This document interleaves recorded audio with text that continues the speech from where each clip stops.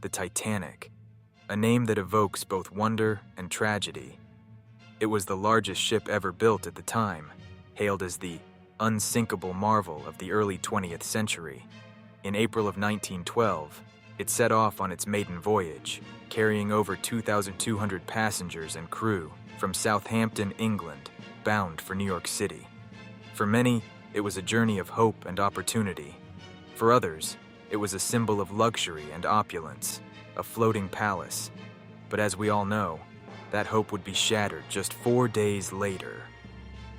In the cold, dark waters of the North Atlantic, the Titanic struck an iceberg and sank, leaving behind one of the greatest maritime disasters in history. Over 1,500 lives were lost that night. We've all heard the story. An iceberg, a tragic accident, a ship that wasn't supposed to sink. But what if there's more to the story? What if the real reasons behind the Titanic's sinking have been hidden or overlooked for over a century? In this video, we're going to dive deep into the events of that night, uncovering new theories, hidden truths, and unanswered questions that still haunt the story of the Titanic. So, was it just an iceberg that sealed the Titanic's fate? Or was there something more lurking beneath the surface? Let's find out. The widely accepted story of the Titanic's sinking begins with a single moment of terror, the ship striking an iceberg at 11:40 p.m. on April 14, 1912. Most of us have seen it depicted in movies, documentaries, and books. The lookout spotted the iceberg too late. Despite efforts to turn the ship, the Titanic grazed the iceberg along its starboard side, causing fatal damage below the waterline. It's said that the iceberg tore through the hull, rupturing several of the ship's watertight compartments. Within hours, the unsinkable Titanic was slipping beneath the freezing waters of the Atlantic. The ship's speed that night has long been a point of controversy. Despite warnings of icebergs in the area, the Titanic was traveling at around 22 knots, almost full speed. Why? Many historians point to Captain Edward Smith's desire to make headlines by arriving in New York ahead of schedule. Others suggest it was common practice at the time to maintain speed, even in icy waters. The moment of collision was described by many survivors as barely noticeable. Passengers reported feeling just a light bump or shudder, not realizing that the iceberg had already dealt a catastrophic blow to the ship. But was the iceberg alone truly enough to bring down the mighty Titanic? That's the version of events we've all been told, but as we'll soon explore, there were other factors, both structural and human, that played a significant role in the tragedy. Could the Titanic have survived the collision under different circumstances? Let's take a closer look.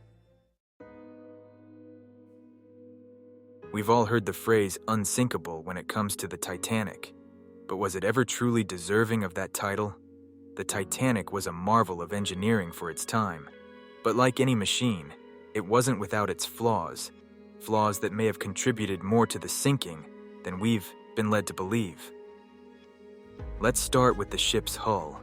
The Titanic's hull was made from steel plates held together by millions of rivets. While this construction was standard for the era, there's evidence to suggest that the quality of the steel and rivets used may have been inferior. Some experts believe that the steel used in the Titanic's construction was brittle, especially in the freezing waters of the North Atlantic. When the iceberg hit, instead of bending or denting as it might have with stronger steel, the brittle material cracked, creating massive breaches along the ship's side. Then, there's the issue of the Titanic's so-called watertight compartments. On paper, these compartments were designed to keep the ship afloat, even if multiple sections were flooded. However, there was a crucial design flaw. The walls separating these compartments didn't extend high enough. When the first 5 compartments were breached by the iceberg, water spilled over the tops of the walls like a series of overflowing bathtubs. The sinking wasn't just inevitable at that point. It was only a matter of time. And let's not forget the ship's lifeboat capacity. While not technically a design flaw, the decision to include only 20 lifeboats far fewer than what was needed for the 2,200 people on board, was another tragic miscalculation. The belief was that the Titanic's advanced safety features would make lifeboats almost unnecessary, another sign of the overconfidence that surrounded this ship. Could better materials and a more thoughtful design have saved the Titanic from its fate? Perhaps. But as we'll see, there were other factors at play, human errors and decisions, that also contributed to this disaster. Let's take a look at those next.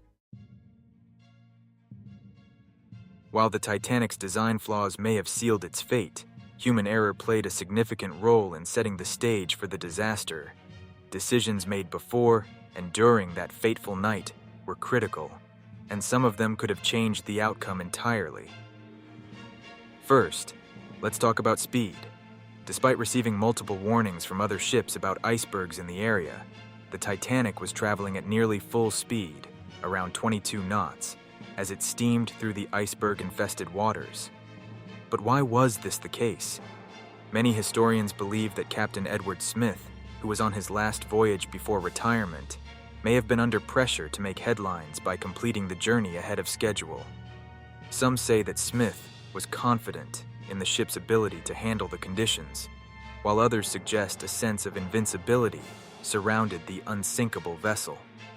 In the end, that decision to maintain speed was one that left little room for error when the iceberg came into view. And then there's the issue of the lookouts. On the night of the collision, the lookouts in the crow's nest had a critical job to spot icebergs and other obstacles. But here's something alarming. They didn't have binoculars. The key to their tool chest had been misplaced before the voyage began, and they were forced to rely solely on their eyes. In the freezing darkness of that night, by the time they saw the iceberg, it was too late. Another factor that's often overlooked is the miscommunication between ships in the area. Just hours before the collision, the nearby SS Californian had stopped for the night, having encountered a dangerous field of icebergs. The Californian tried to warn the Titanic, but the message never reached the bridge. It was ignored by the wireless operators, who were busy handling passenger messages. Tragically, when the Titanic sent out its distress calls later that night, the Californian's radio operator had already gone to bed. Finally, there was the chaos on board once the collision had occurred. The crew was unprepared for a full-scale evacuation, and many passengers didn't understand the gravity of the situation. Lifeboats were launched half full, with confusion reigning on deck as people struggled to comprehend that the unsinkable ship was sinking. So, could human decisions, made in the heat of the moment, or even before the voyage began, have prevented the Titanic's sinking or saved more lives? It's a chilling thought, and one that leads us deeper into the mystery of what went wrong that night. But, as we'll see next, human error was not the only unexpected factor. Could a fire hidden deep within the ship have contributed to the disaster? Let's find out. Here's a lesser-known theory that could have played a significant role in the sinking of the Titanic. A fire deep within the ship's coal bunker. This isn't just a theory born out of conspiracy, but a documented fact that raises serious questions about how much danger the Titanic was in, even before it left port. The Titanic used coal to fuel its massive steam engines, and in the days leading up to its maiden voyage, a fire had broken out in one of its coal bunkers. Now, coal bunker fires weren't uncommon on steamships of that era, and the crew would typically let them burn out or manually shovel the burning coal into the furnaces. But in this case, the fire had been burning for several days, with temperatures in the bunker reaching extreme levels. Some experts believe that this fire weakened the ship's steel hull, particularly in the area where the iceberg later struck. Photographic evidence taken before the Titanic's departure shows a large, dark mark on the hull, precisely in the area that would collide with the iceberg. This raises the question, did the fire cause structural damage that made the ship more vulnerable to the impact, turning what could have been a survivable collision into a catastrophe? Survivors and crew members later testified that the fire was known to be burning throughout the voyage, yet it was kept hidden from passengers to avoid panic. The crew was under orders to keep shoveling the burning coal to the furnaces, trying to manage the situation as best they could. But if this fire had already compromised the ship's integrity, the iceberg may have been the final straw.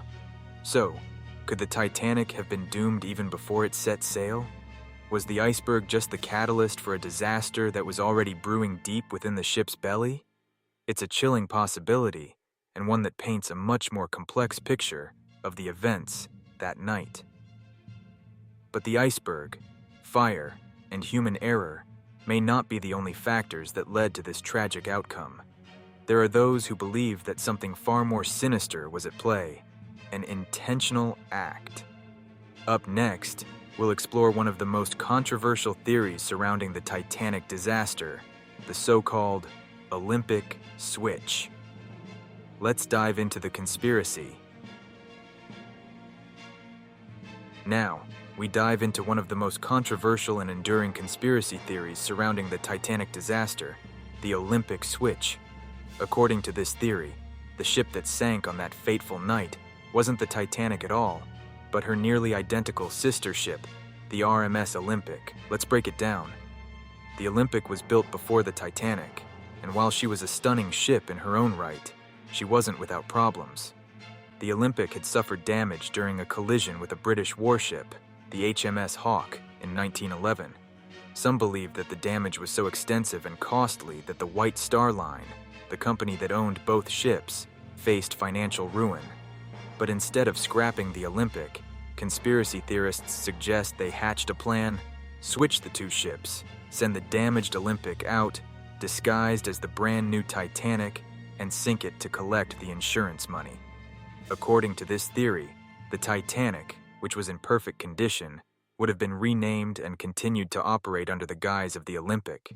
Proponents of this idea point to several pieces of evidence, like discrepancies in the number of portholes between the two ships and survivor testimony suggesting oddities about the ship's layout.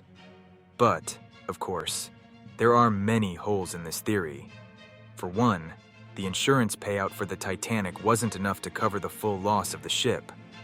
Additionally, it would have been incredibly difficult to pull off such a massive switch without someone within the crew or shipyard noticing. Most historians and experts have debunked this theory as highly unlikely, yet it continues to capture the imagination of people to this day. So why does this conspiracy theory persist? Perhaps it's because the story of the Titanic already feels larger than life, filled with mystery and tragedy. The idea of an intentional deception adds an even darker twist to the tale, raising questions about what lengths people might go to for profit. In the end, while the Olympic switch theory remains just that, a theory, it adds another layer of intrigue to the Titanic's legacy. But as we move forward, we're getting closer to the final moments of that tragic night. Next, we'll explore the chilling reality of why so many lives were lost, the shocking shortage of lifeboats, and the chaos that ensued during the evacuation. Stay tuned. As we move closer to the tragic end of the Titanic's story, we need to address one of the most heartbreaking and preventable aspects of the disaster, the shortage of lifeboats. Over 2,200 people were aboard the Titanic, and yet the ship only carried lifeboats for around 1,178 people, barely half of those on board. This wasn't an accident. It was, shockingly, a deliberate decision. At the time, maritime laws were outdated, requiring ships over a certain tonnage to carry a specific number of lifeboats. But these regulations hadn't kept pace with the size of ships like the Titanic. The White Star Line, believing that the Titanic was nearly unsinkable, opted for aesthetics over safety. They wanted to keep the decks open and uncluttered, contributing to the luxurious feel of the ship. And because it was thought that any evacuation would be short-lived, with nearby ships coming to the rescue, fewer lifeboats seemed sufficient. But this decision proved disastrous. When the ship began to sink, panic and confusion ensued. Many passengers didn't understand the urgency of the situation, and some refused to leave their cabins, believing that the Titanic would stay afloat. Others weren't aware of where the lifeboats were or how to access them. The result? Lifeboats were launched half-empty in many cases, with only a fraction of those on board able to escape. And then, of course, there was the social hierarchy of the time. First-class passengers had much better access to lifeboats than those in second and third class. Some survivors later recounted how gates were locked, preventing third-class passengers from reaching the lifeboats in time. The cries of those left behind as the lifeboats rowed away would haunt the survivors for the rest of their lives. It's also worth noting that the crew had little training for such an emergency. The lack of a proper evacuation plan meant that valuable time was lost in organizing the loading of lifeboats. Many of the lifeboats that were launched early on were sent into the water with only a handful of people, while others were left desperately fighting for a seat as the ship went down. The tragedy of the Titanic wasn't just about the ship sinking. It was about the lives that could have been saved, if only there had been enough lifeboats. But why wasn't there more done to save those in the freezing water after the ship went down? Up next, we'll explore the chilling story of the nearby ships and why rescue didn't come sooner. One of the most haunting questions about the Titanic disaster is whether more lives could have been saved. As the ship was sinking, the Titanic sent out distress signals, desperate for help. And yet, there was a ship nearby, the SS Californian, that didn't come to the rescue. This incident has sparked endless debates about what went wrong that night and why the Californian didn't respond in time. The SS Californian was less than 20 miles away from the Titanic when the collision occurred. In fact, the crew of the Californian had stopped for the night because they were surrounded by icebergs, the very same danger that the Titanic was racing through. Around 11:00 p.m., just before the Titanic hit the iceberg, the Californian's radio operator tried to send a message to the Titanic, warning them of the ice. But here's the tragic part. The Titanic's radio operators, overwhelmed with passenger messages, responded by telling the Californian to shut up. They were too busy to listen. Shortly after, the Californian's radio operator went off duty and turned off the radio for the night. This meant that when the Titanic began sending out distress calls less than an hour later, the Californian's crew never heard them. But it gets worse. While the radio was silent, crew members on the Californian's deck reported seeing strange lights in the distance, likely the Titanic's distress rockets. They saw the flares and debated whether they were indeed distress signals. However, the Californian's captain, Stanley Lord, decided not to take action, assuming the ship they were seeing was simply signaling to another vessel. Some reports even suggest that the crew may have mistaken the Titanic for a smaller ship. As the Titanic sank, the cries for help from over 1,500 people floated across the freezing Atlantic. And just miles away, the Californian remained motionless, unaware of the scale of the disaster unfolding right in front of them. By the time the Carpathia, another ship farther away, arrived in the early hours of the morning, the Titanic had long vanished beneath the waves, and most of those in the water had succumbed to the cold. So why didn't the Californian act? Was it negligence, or simply a terrible miscommunication? Captain Lord's actions have been debated for decades, and he was heavily criticized in the inquiries that followed.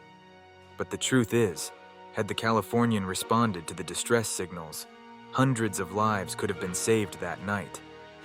This missed rescue is one of the most chilling aspects of the Titanic disaster. It leaves us with a lingering question. How different might history have been if help had arrived in time? But as the night went on, the Titanic faced its final moments. Up next, we'll delve into the tragic last hours of the ship, the panic, the heroism, and the fateful decisions that sealed its fate. As the clock ticked past midnight on April 15, 1912, the reality of the Titanic's fate began to sink in for those on board. What was once thought to be the unsinkable ship was now slowly and irreversibly slipping into the icy waters of the Atlantic. The ship's final hours were filled with a mix of panic, confusion, and moments of heroism that would be remembered for generations. After the iceberg struck, it took some time for passengers and even crew members to realize the gravity of the situation. Many initially believed that the Titanic would stay afloat, but as the bow continued to dip lower, the true scale of the disaster became apparent. Lifeboats were lowered, but as we discussed earlier, there weren't nearly enough for everyone. For those still on board, the Titanic's final moments were terrifying. The ship's musicians, in a show of remarkable bravery, played until the very end to calm the passengers, performing as the ship slowly sank into the sea.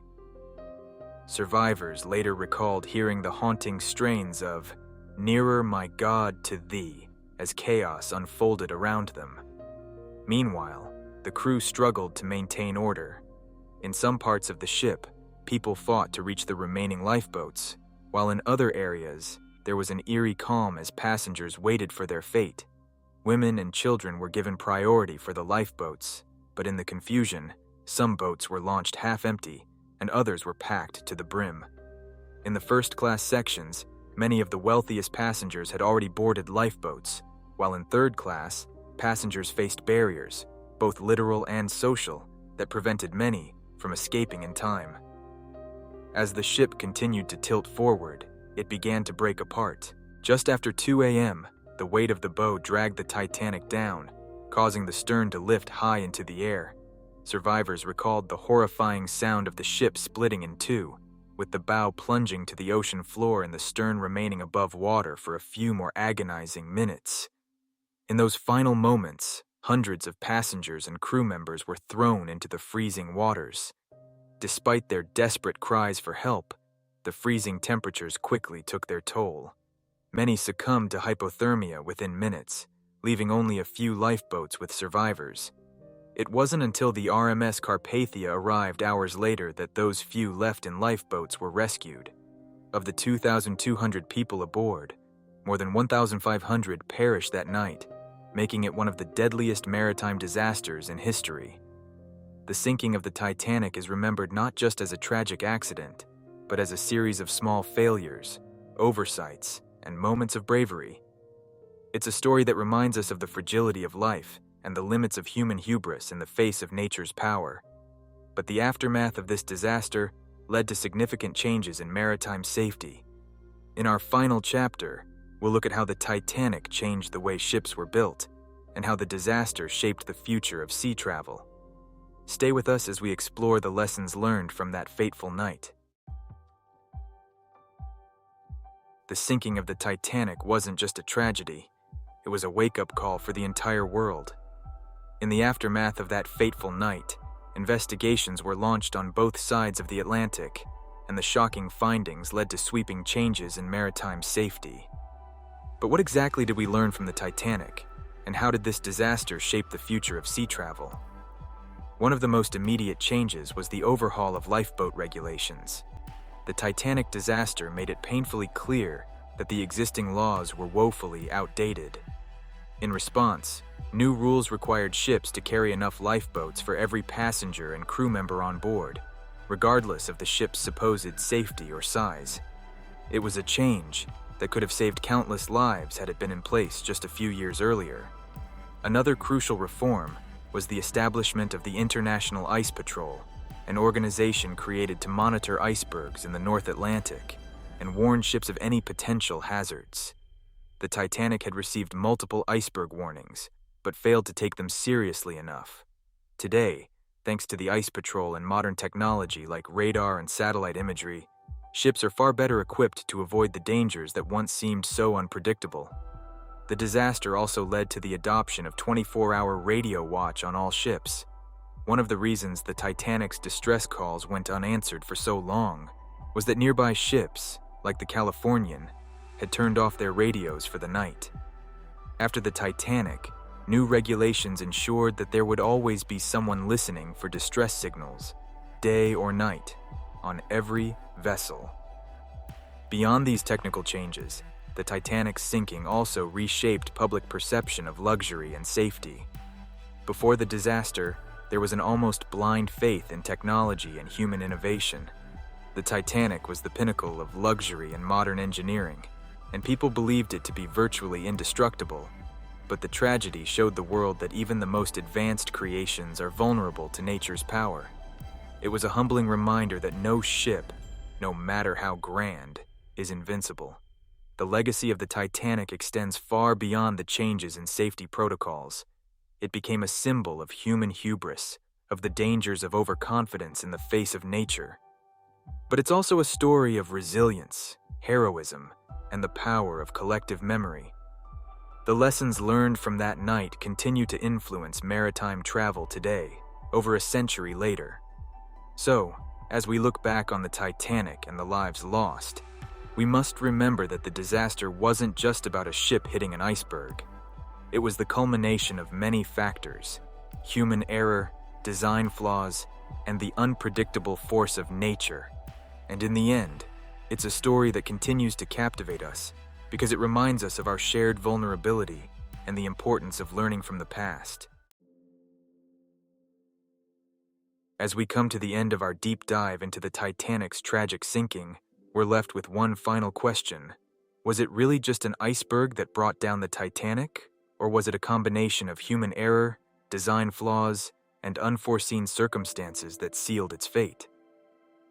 Over a century later, the story of the Titanic remains one of the most fascinating and enduring mysteries in maritime history.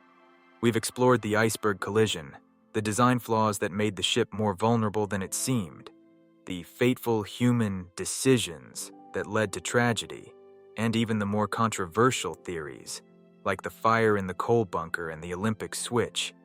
Every piece of this puzzle adds new layers of understanding, and yet in some ways, we're still left with more questions than answers. What's clear is that the Titanic was a symbol of its time, a time of innovation, optimism, and a belief that human achievement could conquer anything, even nature. But the disaster shattered that illusion, reminding us of the limits of human control and the power of the elements. In many ways, the Titanic's legacy lives on because it serves as a cautionary tale. It reminds us of the dangers of overconfidence, of cutting corners in the name of luxury, and of underestimating the risks that surround us.